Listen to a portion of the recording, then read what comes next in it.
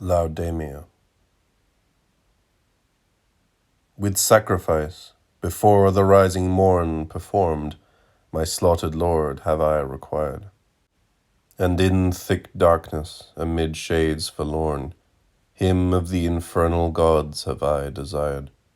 Celestial pity I again implore, restore him to my sight, great Jove, restore.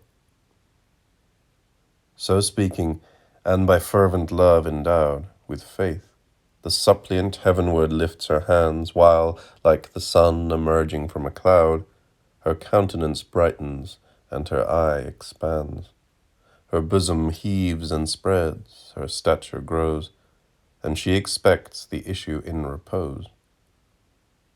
O terror, what hath she perceived? O joy, what doth she look on? Whom doth she behold? Her hero slain upon the beach of Troy, his vital presence, his corporeal mould. It is, if sense deceive her not, 'tis he, and a god leads him, winged Mercury. Mild Hermes spake, and touched her with his wand, that calms all fears. Such grace hath crowned thy prayer, Laodamia, that at Jove's command thy husband walks the paths of upper air. He comes to tarry with thee 3 hours' space. Accept the gift, behold him face to face. Forth sprang the impassioned queen her lord to clasp. Again that consummation she essayed, but unsubstantial form eludes her grasp, as often as that eager part was made. The phantom parts, but parts to reunite, and reassume his place before her sight. Protesilaus, lo, thy guide is gone. Confirm, I pray, the vision with thy voice. This is our palace, yonder is thy throne. Speak, and the floor thou treadst on will rejoice.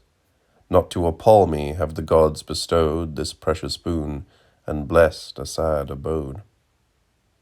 Great Jove, Laodamia, doth not leave his gifts imperfect. Spectre though I be, I am not sent to scare thee or deceive, but in reward of thy fidelity, and something also did my worth obtain, for fearless virtue bringeth boundless gain. Thou knowest the Delphic oracle foretold, that the first Greek who touched the Trojan strand should die, but me the threat could not withhold. A generous cause a victim did demand. And forth I leapt upon the sandy plain, a self-devoted chief, by Hector slain. Supreme of heroes, bravest, noblest, best, thy matchless courage I bewail no more, which then, when tens of thousands were depressed by doubt, propelled thee to the fatal shore. Thou foundst, and I forgive thee, here thou art, a nobler counsellor than my poor heart. But thou, though capable of sternest deed, wert kind as resolute and good as brave. And he whose power restores thee hath decreed thou shouldst elude the malice of the grave. Redundant are thy locks, thy lips as fair as when their breath enriched Thessalian air. No spectre greets me, no vain shadow this. Come, blooming hero, place thee by my side. Give, on this well-known couch, one nuptial kiss, to me this day, a second time thy bride. Jove frowned in heaven, the conscious Parse threw upon those roseate lips a Stygian hue. This visage tells thee that my doom is past. No, virtue were not virtue if the joys of sense were able to return as fast and surely as they vanish. Earth destroys those raptures duly, Erebus disdains. Calm pleasures there abide, majestic pains. Be taught, O faithful consort, to control rebellious passion, for the gods approve the depth and not the tumult of the soul. A fervent, not ungovernable love, thy transports moderate, and meekly mourn when I depart, for brief is my sojourn. Ah, wherefore? Did not Hercules by force wrest from the guardian monster of the tomb Alcestis a reanimated corse, given back to dwell on earth in vernal bloom? Medea's spells dispersed the weight of years, and Aeson stood a youth mid youthful peers. The gods to us are merciful, and they yet further may relent, for mightier far than strength of nerve and sinew, or the sway of magic potent over sun and star, is love, though oft to agony distressed, and though his favourite seat be feeble woman's breast. But if thou goest, I follow. Peace, he said. She looked upon him and was calmed and cheered. The ghastly colour from his lips had fled. In his deportment, shape, and mien appeared Elysian beauty, melancholy grace, brought from a pensive, though a happy place.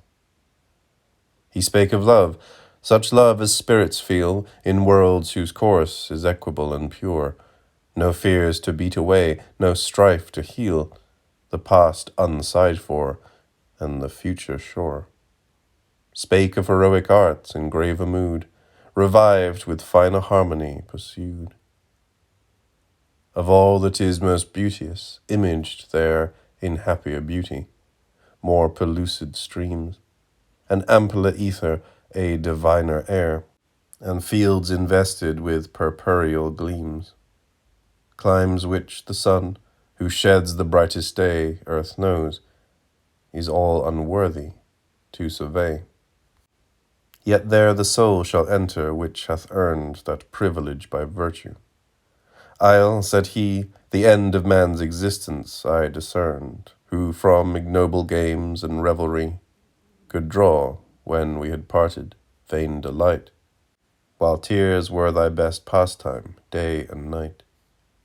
And while my youthful peers before my eyes, each hero following his peculiar bent, prepared themselves for glorious enterprise by martial sports, or, seated in the tent, chieftains and kings in council were detained, what time the fleet at Aulis lay enchained. The wished-for wind was given. I then revolved the oracle upon the silent sea, and if no worthier led the way, resolved that of 1,000 vessels mine should be, the foremost prow in pressing to the strand, mine the first blood that tinged the Trojan sand. Yet bitter, ofttimes bitter, was the pang, when of thy loss I thought, beloved wife, of thee too fondly did my memory hang, and on the joys we shared in mortal life, the paths which we have trod, these fountains, flowers, my new-planned cities and unfinished towers. But should suspense permit the foe to cry, behold, they tremble, haughty their array, yet of their number no one dares to die. In soul I swept the indignity away. Old frailties then recurred, but lofty thought in act embodied my deliverance wrought.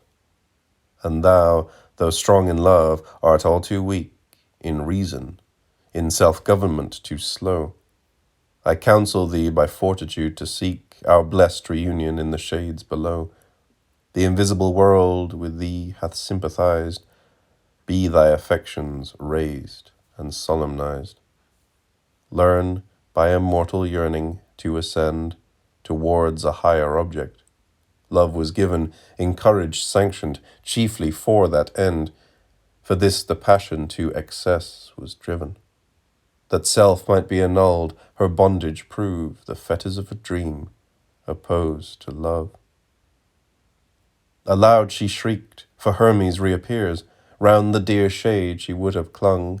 'Tis vain, the hours are past, too brief had they been years, and him no mortal efforts can detain.